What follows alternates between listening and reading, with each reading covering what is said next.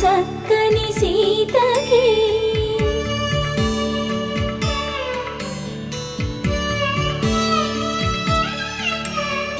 ఎర్ర జాబిలి చేయి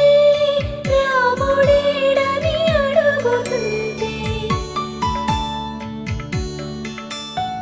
చూడలేదని పెదవి చెప్పే చెప్పలేమని కనులు చెప్పే నల్ల పూసైన